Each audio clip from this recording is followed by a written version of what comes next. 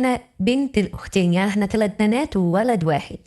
انا يعتبر صغيره في اخواتي البنات، كنت ملكه جمال اجمل اخواتي البنات من وانا عندي 15 سنه، وانا بيجيلي عرسان كتير، وكان دايما يعكسوني شباب كتير، كل كان بيقول اجمل بنت في العيله، كل كان مدللني ومدلعني بسبب جمالي وكمان عشان انا كنت جميله جدا، وكان شعري لون شعر الاجانب، وكنت ما شاء الله شقره وعينيا ملونه، وكان شعري لونه ذهبي، وكانت العيله كلها بتقول ملكه جمال العيله. كنت البنت المدلله لاهلي، كانوا محتارين يرضوني ازاي، وانا من جمالي وكده سبحان الله ما كنتش مغروره في نفسي ولا حاجه، بس دايما كنت بحب اهتم بلبسي وشياكتي وترتيب شعري وجسمي، ودايما كنت اقعد ابص لنفسي في المرايه، كنت بحب اشوف نفسي جميله، ربنا جميل خلق، يعني الله جميل يحب الجمال. ورغم من كده كان اخواتي البنات يقولوا لي ايه، هو انت كل شويه تبصي في المرايه وتبصي لجمالك، انت مش محتاجه لا تلبسي ولا تزيني قوي، ده انت جميله من غير اي حاجه، يعني ربنا عاطيكي جمال مغطى علينا، مش كفايه ان انت بيجيلك عرسان اكتر مننا، ده انت يا شيخه من جمالك وانت اصغر مننا، كل العرسان اللي بتيجي عشانك انت، وانت لسه طالبه في تالتة اعدادي، ارحمي نفسك شويه غطيتها علينا وهتخلي حالنا يقف. المهم انا طبعا كان بيعكسني شباب كتير في الراحه وفي الجايه، وكنت في الوقت ده كنت في تالتة اعدادي، وكان جسمي فاير كده، يعني كان جسمي سابق سني، وكان بيقدمني ناس كتير، وبرغم من كده انا كنتش يعني حاطه في بالي، وما كنتش على بالي بشباب ولا باي حاجه، عمري ما استعديت جمالي، وعمري ما بصيت في نفسي ان انا اتغر في روحي، بالعكس كنت من ناحيه الشباب مش لافتين نظري خالص، ولا كنت بحب المعاكسات، كنت في حالي لغايه ما دخلت الثانويه العامه، الحمد لله جبت تقدير عالي، ودخلت كليه الزراعه قسم تغذيه. المهم بعد كده انا كنت نفسي اكون دكتوره تغذيه من كليه زراعه، لاني انا ما عرفتش اجيب كليه، يعني مجموعه ما دخلنيش طب بشري او صيدله او اي حاجه من كليات القمه، فالتحقت بكليه الزراعه.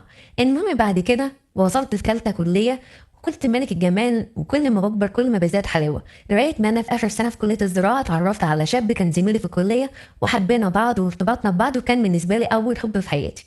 المهم اتفقنا بعد ما نخلص الجامعه، كان هو وحيد على بنتين، ما كانش ليه جيش، قال لي انا اول ما اخلص الجامعه هاجي اتقدم لك واخطبك. المهم فعلا جه اتقدم لي وخطبني، وقعدنا سنتين مخطوبين لغايه ما وضب شقته وكون نفسه وجيب جهازه وكمل شبكتي. المهم قعدنا سنتين مرتبطين. اول ما اتجوزنا كانت احلى حياه بينا، الشاب الوحيد اللي وهبت له عمري كله، كان هو حبي الوحيد، هو اول شاب احبه في حياتي، واخر حب انا حبيته بالنسبه للوقت اللي كنا عايشين مع بعض فيه.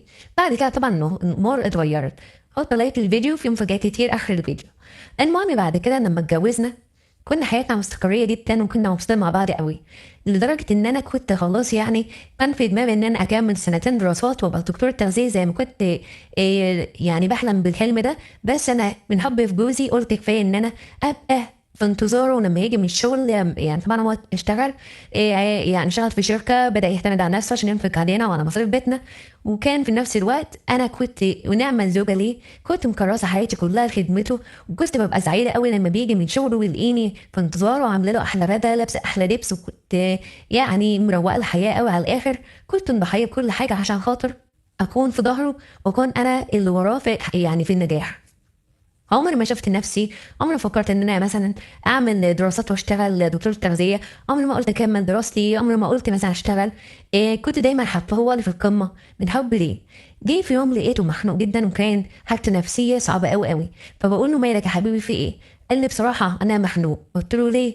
قال لي انا واخويا عم انا واخواتي البنات طبعا هو كان متوفي، انا واخواتي البنات بنحاول ان احنا نجمع فلوس عشان امي عندها عمليه خطيره ولازم تعملها، والعمليه دي بتكلفنا اكتر من 80,000 جنيه.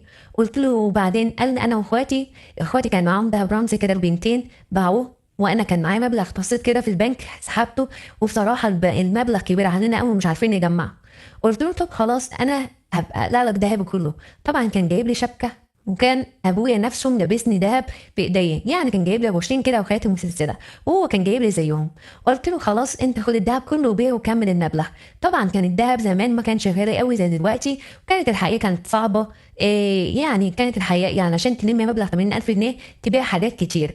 هو كان في الوقت ده كان مجمع يا 40,000 جنيه، انا بعت دهب ب 40,000 جنيه كل اللي معايا. المهم قلت له كمل والمبلغ اهوت. قال لي طب ما ينفعش ان انا اخد من ايدك ذهب، وما ينفعش ان انا اخد شبكتك، ده انت لسه يعني إيه يعني متجوزه بقالك فتره بسيطه. قلت له لا مش مشكله، انا برضو بحب ماما ولازم برضو يعني اضحي معاكم واقف جنبكم، هي مش امكم لوحدكم، دي امي، لو انا اللي تعبانه ما كنتش هتقف جنبي. والمهم اديت له الذهب، وفعلا باع الذهب وحالك مامته وعمل العمليه ديت، والحمد لله العمليه نجحت وبقت كويسه جدا. المهم كان احنا يا دوبك ما كملناش سنه جواز. بعد سنه جواز ربنا اراد ان انا احمل وجبت بنتين توأم، كان اول خلفه ليا بعد سنه تاخير من الجواز.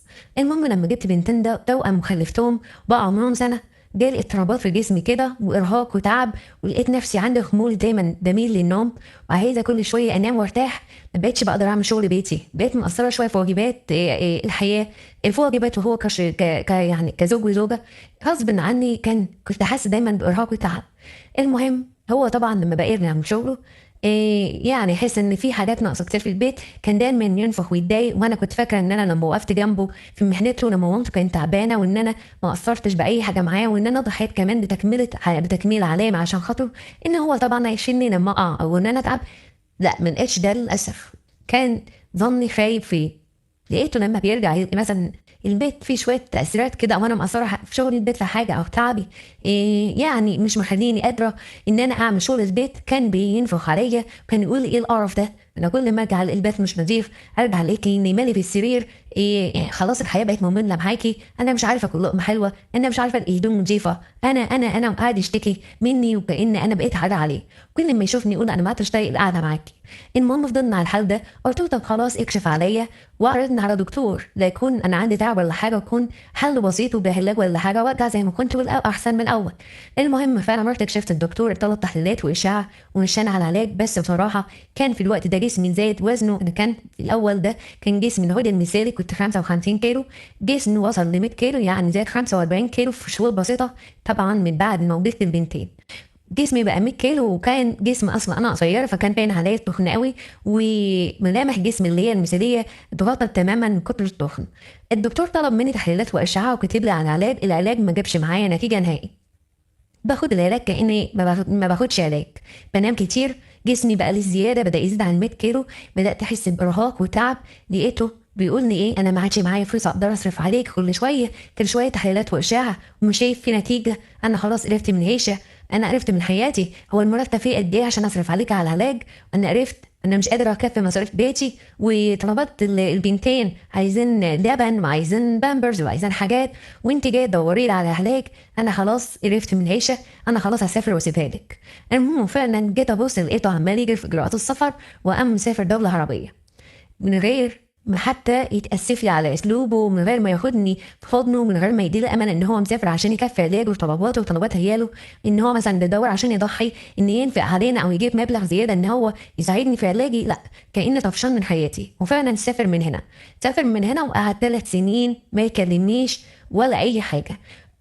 وكل ما اروح ازور قرايبه او مامته او اخواته، طبعا امه ان انا عامله لها جميله كبيره وهي عارفاها، ساعه ما كانت تشوفني تتنمر عليا واخوات البنات بقول انت جسمك بقى عامل كده ليه، ده انت خلاص بقيت عامله زي البرميل، ويفضلوا يضحكوا عليا ويتريقوا ويتنمروا على شكلي وعلى جسمي، ويقولي خلاص ده انت فعلا كان عنده حق ابننا لما يهرب منك، انا مش عارفه انت إيه عايشه ازاي، هو انت تاكلي عشان تعيشي ولا عايشه عشان تاكلي؟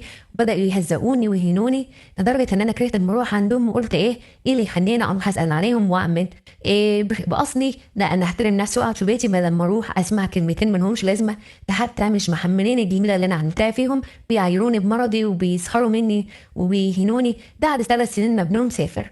المهم قلت طب وعلى انا اكبر دماغي، وكان في الوقت ال3 سنين ان هو مسافرهم دول ما كانش بيبعت الا عن مصاريف على قد بناته بالظبط. طبعا بنات كان كبرت ومشت واتحركت في الارض، خلاص بقى عمرهم يعني 2 و8 شهور او 2 و7 شهور تقريبا، خلاص ما بيحتاجوش بومبرز ولا بتاع، كان بيبعت لهم على قد مصاريفهم بالظبط، ما كانش بيزود عشان حتى اعرف اعالج نفسي. وكل ما يكلم البنات يقولوا ازيك يا بابا، تكلم ماما كده يعني كلام مكسر كده، يقوم قافل السكه، مجرد ان هو يسمع صوت البنات يكلمني يقول لي دي صوت البنات، اسمع صوتهم يسمع صوتهم يقوم قافل من غير ما يكلمني، كأن انا مطلقه منه مش مراته.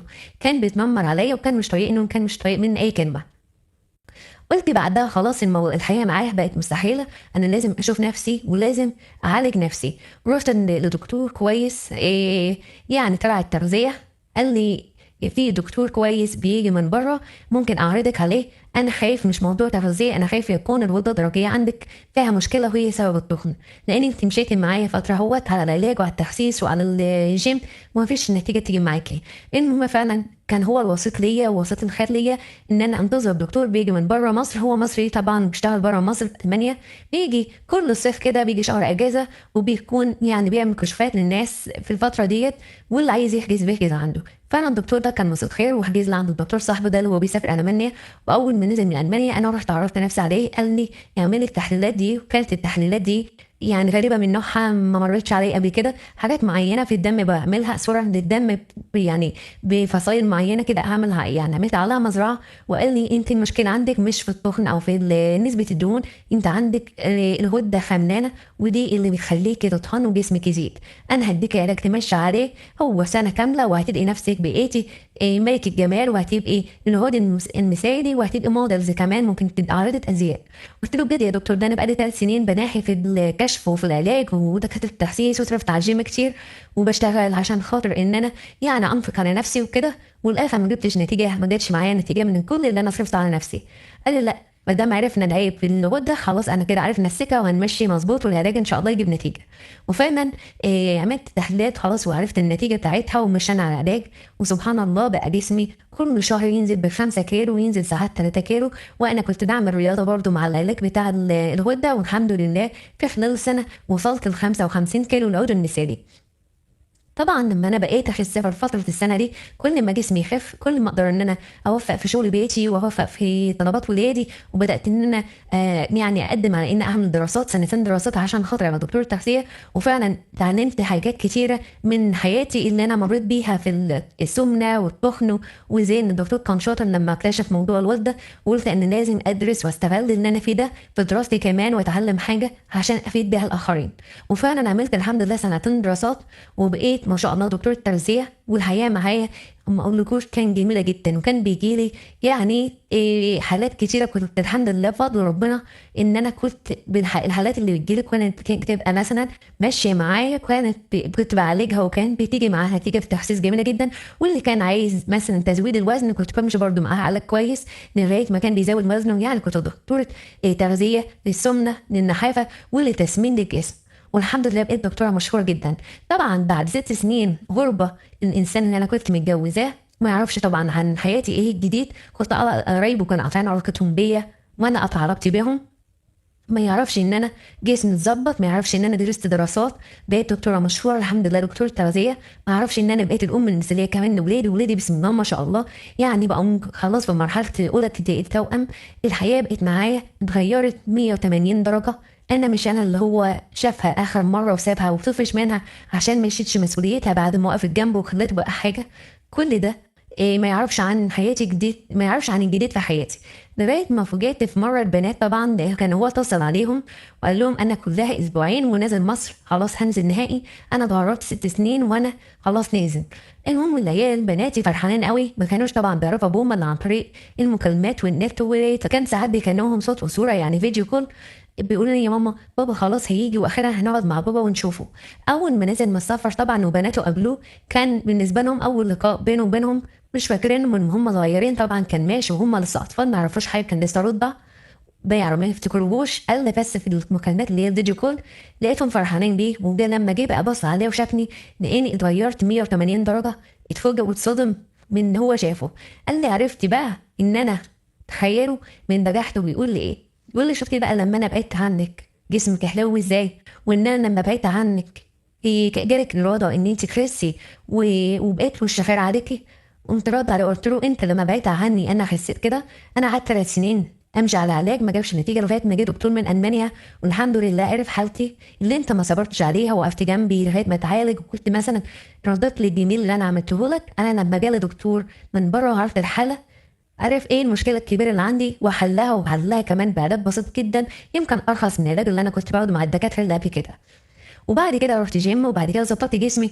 واللي انت ما تعرفوش دلوقتي ان انا بقيت دكتور تغذيه، اخدت سنتين دراسات، ودلوقتي الحمد لله بقيت دكتور تغذيه ومشهوره جدا، وحالتي الماديه بقت كويسه، وبقى ليا يعني عندي عياده، وعندي حالات بتتابعني، وبقى ليا كمان برنامج بعرض عليه اسلوب التغذيه او اسلوب التخسيس. ما بقتش زي ما انت سايبني قبل كده. خلاص حياتي القديمه ماتت، وحياتي الجديده هي دلوقتي هي اللي موجوده. المهم قال لي احنا لازم نرجع مع بعض ونعيش مع بعض. انا رحت بره عملت مشروع وحطيت فيه راس مال كبير وخسرته، ودخلت البورصه وخسرتها، واتفصلت هناك من الشغل من الخليج، وانا نازل يا وليه كما حلقتني لسه هبدا من الصفر، ابدا هنا في مصر هدور على شغل واشتغل لغايه ما اقوم على رجلي تاني. قلت له عامه لو عايزنا نرجع نعيش مع بعض، اهم حاجه عشان تراضينا ان ما عادش فيا اي ذره ثقه فيك. خلاص الثقه اللي بيني وبينك انعدمت نهائي، وعمري ما هنسلك الغزر بعد كده، وعمري ما هديلك الثقه تاني. حاجه من الاتنين، ده تكتب لي الشقه اللي انا فيها دلوقتي. قال لي ده الشقه دي الوحيده اللي هي ملكي، وانا ما كانتش بدنيا الا بيها، كل حاجه انا خسرتها ما فيش الا الشقه. قلت له ما انت اللي تكتبها لي، لكل واحد يروح لحاله، وساعتها هرفع عليك قضيه طلاق ونفقه ومؤخر، وانا عشان ام وحاضنه الشقه هتبقى برضه من حق الزوجه. يعني في الاول وفي الاخر هتكتبها لي، او انا في الاول وفي الاخر هتبقى ملكي. قال لي يعني كده؟ قلت له المهم فعلا كتب لي الشقه باسمي، ورحت جري على يعني وثقتها، وعملت لها صحه توقيع، وعملت لها تسجيل كمان في الشهر العقاري. المهم ثبت ان نتيجتها ان هي باسمي، طبعا عشان هو ملوش امان وكان لازم يتربى، ما انا بايعه له ذهب يجيب ثمن الشقه دي دلوقتي، وفي نفس الوقت ضحيت له كتير. وهو في الاول وفي الاخر لما لقاني وقعت او تعبت رماني وضحى بيا كده، وما عملش باصله معايا زي ما انا عملت باصلي. فاقل حاجه ان كانت الشقه ديت تمن التعويض اللي هو دمرني فيه، او وقفتي جنبه لغايه ما وقف على رجله، والاخر غدر بيا وخدها بيا عشان قرايبه، وهو واهله اتنمروا عليا وبهدلوني. كان لازم ارد كرامتي باي شيء، او ادفعه تمن بهدلتي معاه، والست سنين اللي حسبهم من عمر غربة، بدل حتى ما يرجع معاه فلوس لولاده وان هو يبقى امن لحياته وحياة ولاده، جاي الابيض يا ورد وجاي يقول لي انا هبدا من الصفر. امال انت كنت متغرب 6 سنين لمين؟ لنفسك. كان لازم ادفعه الثمن غالي. المهم لما كتب لي الشقه من هنا، رحت معلش في الكلمه وقلت ده انسان ندل وانسان مش كويس، ولو كان نجح لان اتخانق زي ما انا كان ممكن هو اللي يطلقني ويرميني في الشارع وياخد كمان العيال مني. انا قلت ايه بقى مدام هو ندل كده، رحت جريت وعملت قضيه خلع وكتبت قضيه الخلع، والحمد لله دلوقتي انا عايشه لبناتي وفي نفس الشقه، وبيحاول ان هو يرجعني ويردني تاني، وانا قلت استحاله ارجع له تاني. بس انا ماري بردت لما انا خدت منه الشقه تمن بهدلت معاه، تمن ان هو ذلني، تمن ان هو رماني وانا محتاجاه، تمن ان هو ضحيت له وضحيت لاهله والاخر ما شكرنيش، تمن اهانته ليا وتنمره عليا، تمن حاجات كتيرة. شقة مش كتيرة عليا يا جماعة، أنا ما طمعتش فيه، ده أقل واجب. وكمان أنا عشان أم وحضانة لازم هو يكون مأمن لي شقة لتربية بناتي، أنا مش هبقى أنا وهم في الشارع.